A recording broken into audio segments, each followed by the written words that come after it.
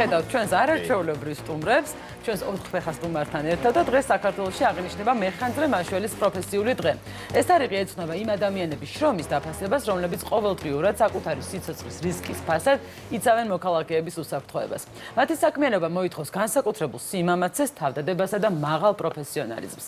წარმოგიდგენთ ჩვენ სტუმრებს სახანძრო სამაშველო ძალების დეპარტამენტის თბილისის საგანგებო სიტუაციების მართვის მთავარი სამმართველოს უფროსს ლევან მუსელიანს და კინოლოგ ანდრო ფეიქრიშვილს.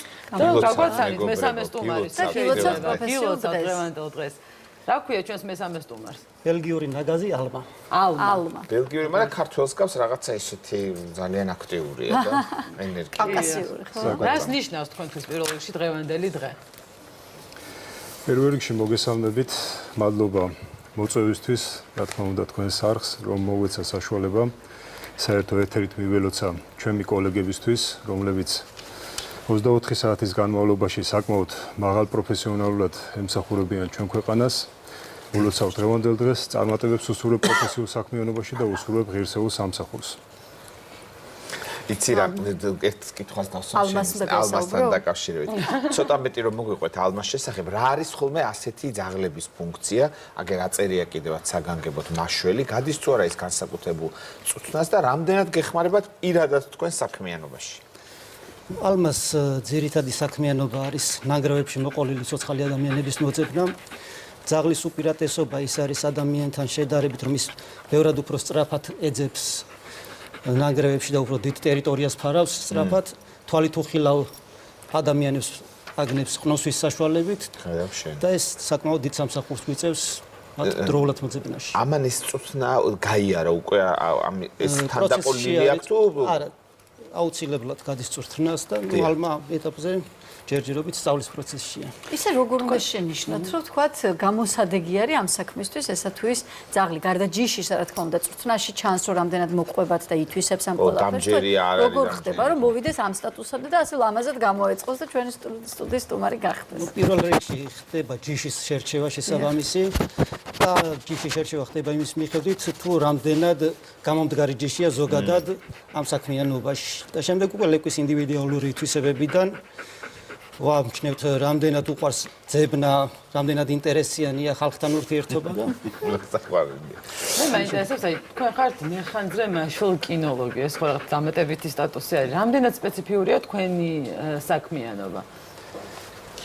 სპეციფიკურია და ვიწრო პროფილურია, ასე ვთქვათ, მე მხოლოდ ძაღლთან ვმუშაობ და ჩვენი სამუშაო წდება იქ, როდესაც ძაღლი იპოვის უკვე დაკარგულ ადამიანს, შემდეგ უკვე მეხანძრე მაშველები ერთვებიან საქმეში და ამოყვანა მათთვის. აი ამას შემთხვევაში მაგალითად აი რაღაცა ოპერაციების დროს მხოლოდ ადამიანის პოვნა არის მისი მოვალეობა თუ თქვათ რაღაცა კონკრეტული ნივთების, აი არ ვიცი.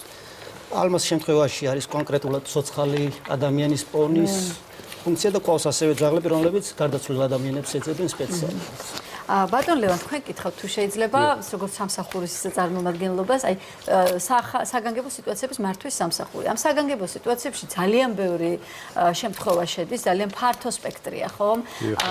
სტიქია იქნება ეს ნგრევა და სხვადასხვა უბედური შემთხვევა.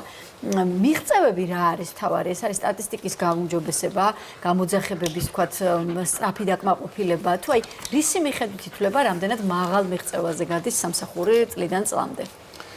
რა თქმა უნდა, სამსახური ყოველდღიურად გადის პროგრესს, რა თქმა უნდა, შინაგან საქმეთა სამინისტროს საქვეუწყებო დაწესებულება არის, შინაგან საქმეთა სამინისტროს დახმარებით, მადლობა მათ ამ ესე რომ ვთქვათ, ორგანიზებული დახმარებისთვის და სამსახურის უფროსის ხელმძღვანელობით სამსახური ყოველდღიურად გადის ესე რომ ვთქვათ, პროცესს, რომელიც მაღალ საფეხურზე ადის ყოველდღიურად ჩვენი საქმიანობის. ასევე რა თქმა უნდა, მეხანძრე მაშველების პროფესიული განვითარების კუთხით, ტექნიკა აღჭურვილობის კუთხით და ყველაზე მთავარი, რაც წელს მოხდა, ესე რომ ვთქვათ, აღსანიშნავი, ჩვენი სამსახური მოხდა გაეროს ინსარაგის წარმომადგენლობის ჯგუფში, რომელიც ძალიან მნიშვნელოვანი არის, იმიტომ რომ საერთაშორისო ღონისძიებებში უკვე ჩვენი ქვეყანა და ჩვენი სამსახურის მეხანძრე მაშველები ჩართულები იქნებიან უკვე აქტიურად. ანუ აი რო გამარტო თუ საერთაშორისო დიდი ტრაგიკული მოვლენა ხდება, ეკოლოგიური თუ სხვადასხვა,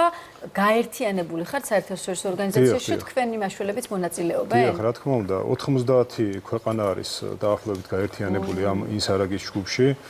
სადაც საერთაშორისო ღონისძიების ჩატარების დროს ჩვენი მეხანძრე-მაშველებიც აუცილებლად იქნებიან ჩართულები.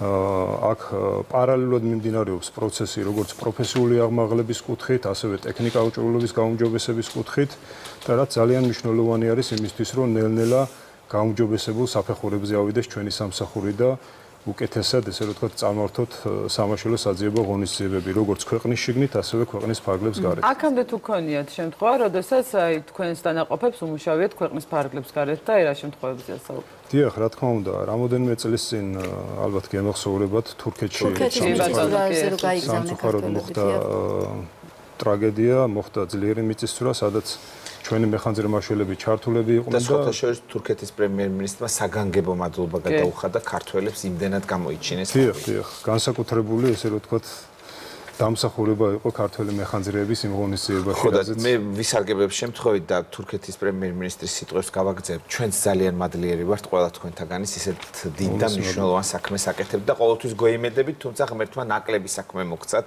ჩვენ ასე გვირჩევნია. მოდით თქვენთან გადმოვალ კვლავ კითხვაზე ალმა ყველა მოგხიბლა. ძალიან დიდი მნიშვნელობა აქვს ნდობის მომენტს. ეხლა თქვენ რო შემოხვედით, ზედ არ გიყურებდა არცეც, გიყურებდათ ხო თქვენ და აი თქვენთან დამშვიდ და ეხლა აგერწევს და თქვენთან არის რამდენად მნიშვნელოვანია ეს ნდობის მომენტი და როგორ ხდება ამ ნდობის ჩამოყალიბება? ნდობა გადამწყვეტი მომენტია ჩვენს სამსახურში. რა ვიცი, ეს ხდება ყოველდღიური ურთიერთობით, ყოველდღიური ერთობლივი ვარჯიშებით. თუმცა მარტო ის არ უნდა გენდობოდეთ, თქვენც უნდა ენდობოდეთ, ხო მას? რა თქმა უნდა, იმიტომ რომ როგორც უკვე აღვნიშნე, ჩვენ ვერ ხედავთ, როდესაც ძაღლი გვანიშნებს, რომ იპოვა ვიღაც და ძაღლის ყეფას ვენდობით, ასე ვთქვათ, და იწყება უკვე სამაშველო ოპერაცია. თან ამას აქვს ფანტასტიკური ფუნქცია. ბედნიერების მომასწავებელია, ხო? იმიტომ რადგან ახსენეთ, რომ ისეთ ცოცხალ ადამიანებს შესაძლოა თქვენ, აი, ხშირად ყოფილა, თქვათ, ესეთი სიტუაცია, რომ თქვენ უკვე იმედი გადაწურული გაქვთ, გგონიათ, რომ რაღაც აი ამ ნანგრევებში ან ხანძრის დროს ვერ გადარჩებოდა ადამიანი და ამ დროს აი ალმას დაუყებია და თქვენთვის ეს სასიხარულო ინფორმაცია მოუწოდებია. ნუ ყეფა ყოველთვის სასიამოვნო და სასიხარულო, მაგრამ იმედის გადაწურვა არა ბოლომდე ვებრძვით ხოლმე და ბოლომდე იმედი გვაქვს, რომ ცოცხალს მივაგნოთ. ბატონ ლევან, უნდა ვთქვათ, მთელი ქვეყნის მასშტაბით ინფრასტრუქტურულ ნაწილზე ძალიან მნიშვნელოვანია, რომ ყველა რაიონულ ცენტრში მაქსიმალურად ბევრი პუნქტი არსებობდეს, რომ გამოძახებაზე იყოს სწრაფი რეაგირება. აი, როგორ ფართოვდება ინფრასტრუქტურული ნაწილი და რამდენად მოიცავს მთელი საქართველოს ტერიტორიას თქვენი სამსახურის პუნქტები, ბრიგადები, რაოდენობა მაშველების? რა თქმა უნდა, წეღანაც ვახსენე, რაც უფრო მეტად ესე რომ ვთქვათ, ხდება ჩვენი სამსახურის ეტაპობრივად წინ წასვლა ნაბიჯ-ნაბიჯ, ასევე ხდება ტექნიკური განვითარება, აუჭრვილობის დამატება, ასევე სახანძრო ავტოცისტერნების დამატება, სხვა ავტომანქანების დამატება, რომლებიც სახანძრო სამაშველო საქმიანობაში გამოიყენება. მთელი საქართველოს მასშტაბით აქტიურად მიმდინარეობს სახანძრო სამაშველო დანაყოფების მშენებლობა, ახალი ავტომანქანებით აღჭურვა, ახალი აღჭურვილობის შეტანა და მეხანძრე-მაშველებიც რა თქმა უნდა ფეხს უწყობენ ამ სიახლეებს და ყოველდღიურად ვცდილობთ რომ განვითარდეთ და უფრო მეტ მოწოდების სიმაღლეზე ავიდეთ. და ახალგაზრდებში თუ იგრძნობა მოწოდება იმის, რომ ბავშვებში გვახსოვს ხოლმე ესეთ გამოთქმა მე მეხანძრე უნდა გამოვიდე, ხო? აი ეს პროფესიული მიზიდულობა თუ არის და თუ იგრძნობა ხო ის, რომ აი ბევრი ახალგაზრდას უნდა რომ აი თქვენსავით იყოს ჯანსაღი, ძლიერი, ფორმიანი და ასე შემდეგ. კი, რა თქმა უნდა, საკმაოდ მნიშვნელოვანი არის ახალგაზრდების ჩართულობა და ბოლო პერიოდი არის განსაკუთრებით ახალი, ესე რომ ვთქვათ, თაობა აქტიურობს ამ კუთხით. ძალიან მოსწონთ ის სამსახურებრივი რეჟიმი, რაც ამ ეტაპზე დანერგილი არის და მიდის, ესე რომ ვთქვათ, ყოველდღიურად. ის ვარჯიშები, ის ყოველდღიური გამოძახება და ის ყოველდღიური რეჟიმი, რითაც მეხანძრე-მაშველი არის დაკავებული. აქცენტს აკეთებენ ახალი მოსული კანდიდატები ამაზე, რა თქმა უნდა, ემზადებიან ფიზიკურად, აბარებენ ნორმატივებს, გადიან შესაბამის გასაუბრებას, რა თქმა უნდა, ხდებიან მერე ჩვენთან ჩვენს დანაყოფებში და ჩვენის მხრიდან უკვე აქტიურად მიმდინარეობს პროფესიული უნარჩვევების ამაღლება, რომ ისინი უკვე სამომავლოდ ჩადგნენ ქვეყნის სამსახურში და იყვნენ წარმატებული მეხანძრე მაშველები, რა თქმა უნდა. ახალგაზრდების мотиваცია, რა თქმა უნდა, ძალიან კარგია, მით უმეტეს აი ასეთი პროფესიის მიმართ, მაგრამ მე რაც ძალიან ხვდება თვალში და ეს უნდა გაგიზიაროთ და ძალიან მახარებს. სახანძრო სამსახურის მანქანა იქნება ეს თუ სასტრაფოსი, ადრე თუ იყო რომ მართლა ამ სირენების ბოლო ხმაზე ჩართვა უწევდათ ხოლმე და ძალიან რთული იყო. ახლა ვაკვირდები, რომ მართლა ღობეზე და ჯებირზეც კი გადადიან ხოლმე მანქანები, ოღონდ დაგითმო გზა და ეს მგონია რომ რაღაცნაირად პასუხისმგებლობის, აი სოციალური პასუხისმგებლობის ამაღლებაზე მიუთითებს, პატივისცემაზე მიუთითებს თქვენ მიმართ და ეს მგონია რომ ერთი თვითონი კეთილი საქმეების, რაც გიკეთებიათ, გინდა არ გინდათ პროფესიიდან გამომდინარე, მაგრამ მეორეა რომ აი უშუალოდ დამოკიდებულება მოიპოვეთ საზოგადოების ასეთი რომ მადლიერები არიან და აი ამით გამოხატავენ პატივისცემას. ეს მე მგონი არ არის ხომ მცდარი შეფასება ჩემი მხრიდან. დაგეთანხმებით აბსოლუტურად.